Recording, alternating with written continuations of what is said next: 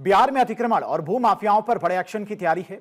सम्राट सरकार की तरफ से लगातार ऐसे लोगों पर कार्रवाई की जा रही। सम्राट चौधरी ने साफ संकेत दिए हैं कि कोई भी सरकारी जमीन पर अतिक्रमण करने वाला हो, चाहे आम हो या फिर खास, उस पर प्रशासन का बुलडोजर चलेगा और वो अतिक्रमण ध्वस्त भी होगा।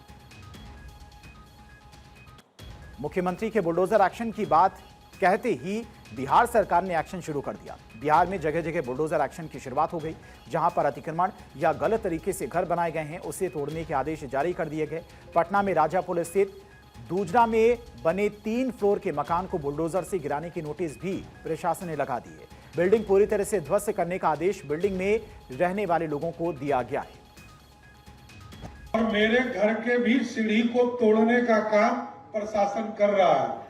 इसलिए किसी का भी जमीन निजी है तब तो कोई दिक्कत नहीं है, लेकिन यदि सरकारी जमीन पर घर बना है उसको ध्वस्त होना ही होगा, उसको कोई पता नहीं।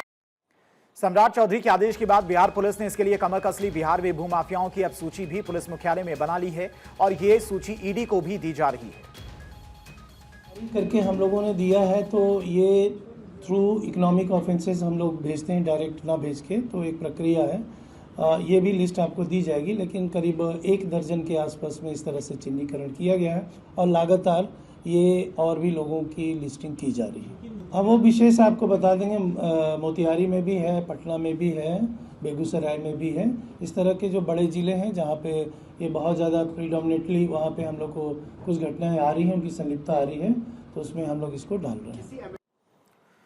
सम्राट चौधरी की सरकार के इस फैसले को बीजेपी सही बता रही है, तो वहीं आरजेडी सवाल उठा रही है। सम्राट चौधरी जी बिहार के मुख्यमंत्री बने हैं, ये अच्छी बात है, लेकिन भारतीय जनता पार्टी की सरकार बनी है और जो तोड़ने वाली शक्तियां वो बिहार में विराजमान हो गई हैं, तो जाहिर सी बात है ये अतिक्रमण के नाम पर गरीब, शोषित, वंचित, पिछड़ा, अति पिछड़ा, दलित, आदिवासी और अल्पसंख्यक समाज के घरों को ही तोड़ने का काम करेंगे, उनके दुकानों को तोड़ने का काम करेंगे।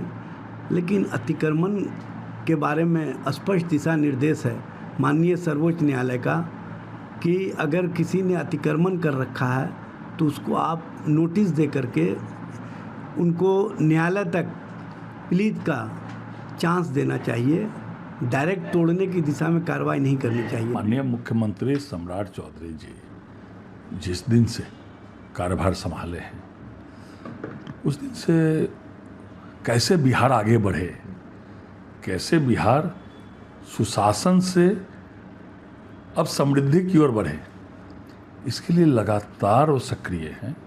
उन्होंने सही कहा है कि जो लोग भी सरकारी जमीन हड़पे हुए हैं या अतिक्रमण किए हुए हैं वो अपना तोड़ ले। और माननीय मुख्यमंत्री जी की सीढ़ी भी प्रशासन ने तोड़ दिया अतिक्रमण में, इससे बड़ा उदाहरण क्या होगा। इसलिए अगर बिहार का विकास करना है, बिहार को आगे बढ़ाना है, तो जो भी अतिक्रमण किए हुए हैं या जो भू माफिया है, हाँ किसी की निजी ज़मीन है तो उनको चिंता करने की आवश्यकता नहीं है, लेकिन जो सरकारी ज़मीन हड़पे हुए हैं, अतिक्रमण किए हुए हैं, वो निश्चित रूप से क्या भू माफिया है तो वो चेत जाए, अब ये चलने वाला नहीं है। बिहार के मुख्यमंत्री सम्राट चौधरी ने पहले ही ऐलान कर दिया था कि भू माफिया हो या जमीन माफिया हो या बालू माफिया हो या किसी तरीके के माफिया हो, किसी को छोड़ा नहीं जाएगा। मतलब साफ है कि चाहे वो भू माफिया हो, अगर उन्होंने जमीन हड़पी है तो उनको भी नहीं छोड़ा जाएगा। इसी निर्देश को एक तरीके से सरकार हो या प्रशासन हो, वो एक तरीके से वो निभा रही है।